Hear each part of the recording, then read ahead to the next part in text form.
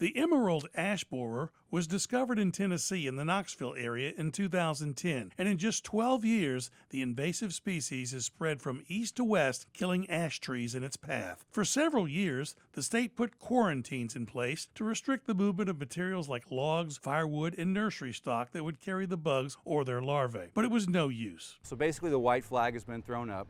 Emerald ash borer is here to stay, and there are things that homeowners need to know about how to protect if they want to protect a tree, and as well as landowners. So how do these bugs destroy our ash trees, and what can we do about it? That is what the actual adult emerald ash borer looks like.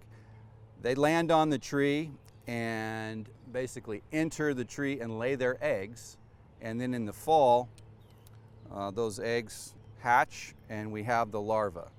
This is actually what does that damage on this new tissue. It's kind of a serpentine style eating pattern, feeding pattern that these larvae do inside the trunk of the tree.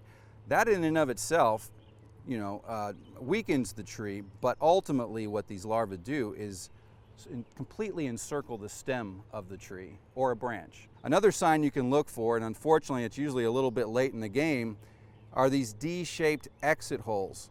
Once that larva on the inside of the tree matures into that adult form, the adult emerges from this D-shaped exit hole. The tree will die from the top down. They call that dieback. And if you have a younger ash tree that has a trunk less than the width of a basketball and it only has a little dieback at the top, you can treat it yourself with a chemical that can be purchased at most garden shops called Imidacloprid. And then you basically dig down and dig a line around the bare mineral soil around the base of that tree and drench your solution all the way around it. The insecticide will then be absorbed by the roots into the rest of the tree, killing the larvae. But for larger trees, it's suggested you contact a certified arborist who has more tools at his disposal. Now, in the future, there's hope for genetically modifying ash trees to make them resistant to the insect. And in Michigan, in areas where there has been a large infestation of ash borers, they've had success by weakening one tree. This causes the bugs to populate that weakened tree, and then officials simply remove it. So there may still be some hope in the future. I'm Davis Nolan, News 2.